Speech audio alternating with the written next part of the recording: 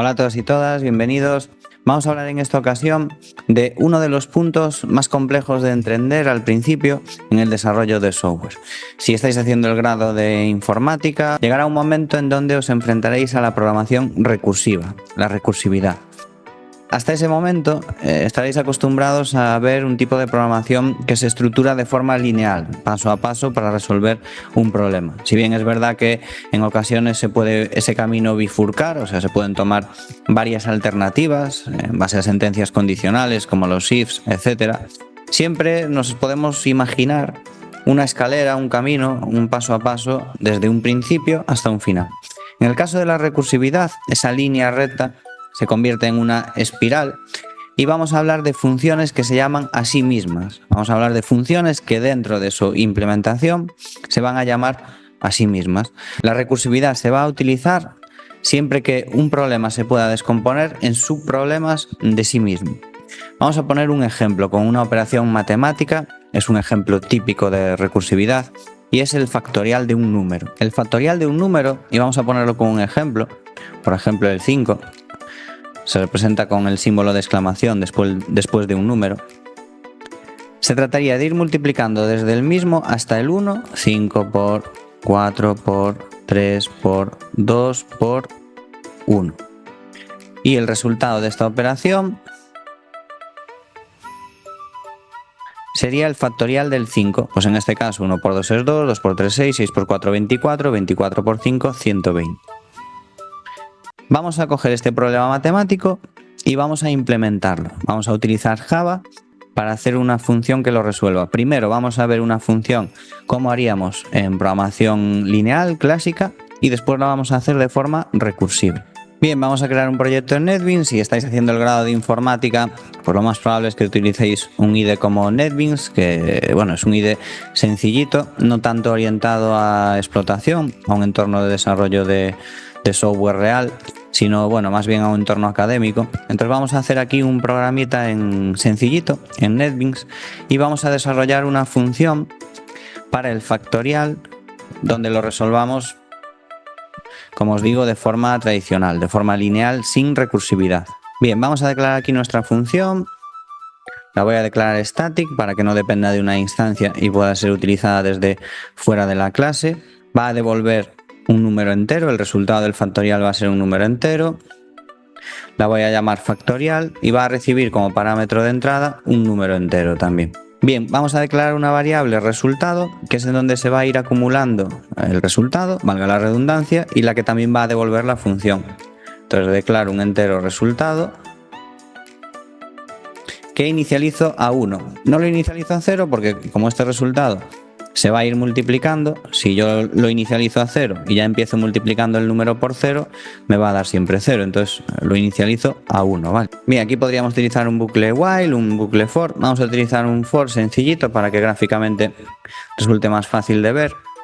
Desde una variable i igual a 1, vamos a empezar por el 1, mientras que i sea menor o igual que el número, hasta llegar al número, vamos a incrementando i de 1 en 1 con el i++, y aquí dentro lo que vamos es hacer que nuestro resultado de cada vez vaya siendo resultado por el índice i y se vaya acumulando el resultado. Cuando acabe esto, lo que hacemos es un return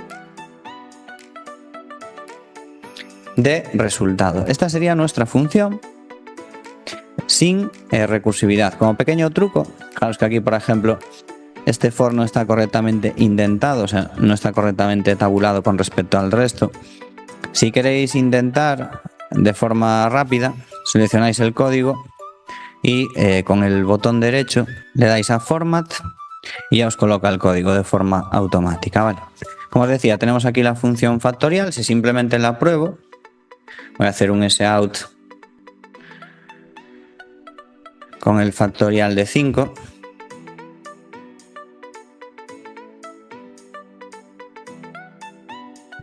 Guardo y ejecuto el proyecto. Bien, fijaros que aquí tengo 120, ¿vale? Hasta aquí todo correcto. Bien, ahora vamos a hacer cómo sería la función recursiva de factorial. Para ello tenemos que detectar dos cosas. tenemos que detectar el patrón que se repite y el caso base o caso de parada. ¿Cuál es aquí en el factorial el caso de parada? Cuando llegamos a 1. Cuando el número por el que estamos multiplicando es un 1, es nuestro caso base, es el último. ¿Y cuál es el patrón que se repite? Ir multiplicando n, que sería el 5, por n menos 1, por n menos 2. Es decir, al número que multiplicamos en cada una de las iteraciones, en la siguiente le restamos 1, hasta que acabe siendo 1, que es el caso de parada. Bien, entendemos cuáles son los subproblemas en los que podemos dividir el factorial, y una vez que tenemos eso claro, vamos a la implementación. Bien, voy a crear aquí una nueva función, public static, también va a devolver un entero, y le voy a llamar factorial recursivo, que también va a recibir un entero, un número. Bien, vamos a empezar por el caso base. Recordemos que esta va a ser una función que se va a llamar a sí misma, por lo tanto, este num de cada vez va a ser un número distinto, que va a ir desde el 5 hasta el 1. Nuestro caso base es cuando llegue al 1. Dijimos que esa es nuestra condición de parada. Entonces empezamos diciéndole cuál es el caso base, diciéndole que si num es igual a 1, ¿qué tiene que devolver esto? Bueno, como esto se va a llamar a sí mismo y se va a utilizar en la multiplicación, cuando lleguemos al 1 tiene que devolver 1 y aquí ya acabará, porque ya no va a haber llamada recursiva, simplemente se va a devolver 1 para que se multiplique por ese número. Y ahora viene la parte recursiva, ¿vale? Ahora viene la parte donde la función se va a llamar de cada vez a sí misma. Vamos a meterla dentro de un return de lo que va a devolver la función. ¿Y qué va a devolver la función? Va a devolver el número que tengamos de cada vez por factorial recursivo de num menos 1. Vamos a señalar esto, le doy un format, como veis aquí. Y aquí tendríamos nuestro factorial recursivo. Vamos a entender qué ocurre aquí, mirad. Y vamos a poner el ejemplo concreto de que llamo a factorial recursivo con un 5, con el número 5, ¿vale? La primera vez que entre en la función, como el 5 no es 1, va a venir por aquí. Va a hacer un return de 5 por factorial recursivo de 4. Cuando entre aquí, va a hacer 4 por factorial recursivo de 3. Porque sigue entrando en la función, sigue viniendo por aquí y sigue llamando a la función de número menos 1. Cuando entremos por aquí, en el factorial recursivo para el 3, haremos 3 por factorial recursivo de 2. Entraremos 2 por factorial recursivo de 1. Y aquí, cuando sea un 1, el que entra en este punto, como el número es igual a 1, esto va a devolver un 1. Y en el momento en que acaba, en que tenemos el caso base, la recursividad haría un backtracking, o sea, volvería hacia atrás y se haría este número sucesivo de multiplicaciones. 1 por 2, por 3, por 4 y por 5. Y así se resolvería esta función recursiva. Vamos a probarla. Vamos a llamar aquí arriba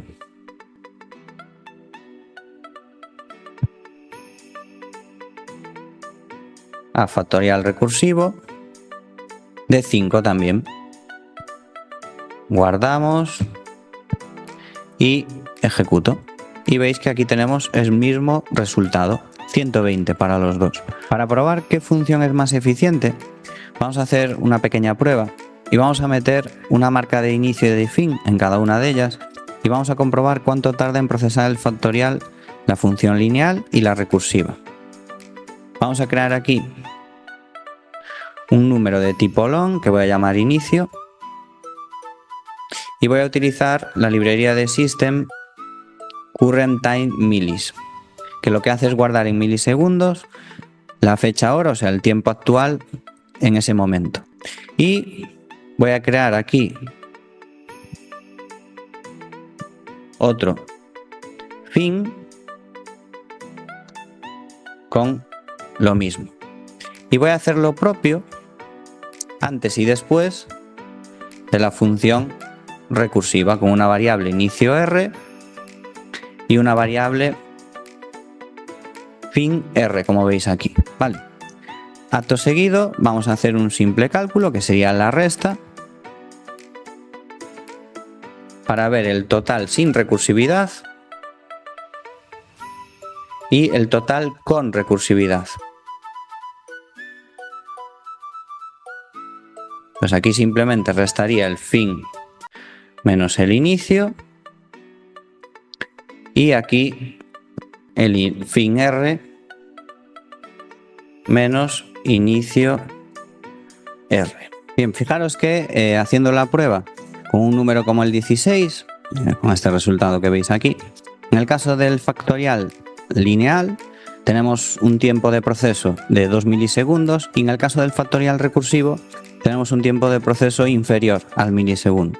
Entonces, las funciones recursivas son más eficientes. O sea, el procesador, el compilador, cuando traduce ese código y después se procesa, resulta más eficiente que la función lineal. Siempre que podamos aplicar recursividad, siempre que sea posible, será deseable antes que aplicar un procesamiento lineal. Evidentemente, pues esto ocurrirá en funciones concretas, en partes concretas del código, va a depender del programa, pero sí que resulta una técnica eficiente en cuanto a uso de recursos y en cuanto a velocidad de cálculo, ¿vale? Espero que esta pequeña explicación os haya sido o resulte de ayuda para comprender y para inicializarse en el tema de las funciones recursivas. Cualquier duda, os agradezco que escribáis en comentarios o echéis un vistazo a escueladeinformática.com y contactéis si necesitáis cualquier tipo de apoyo en cuanto a formación, clases de refuerzo para el grado de informática, etcétera. Cuidaros.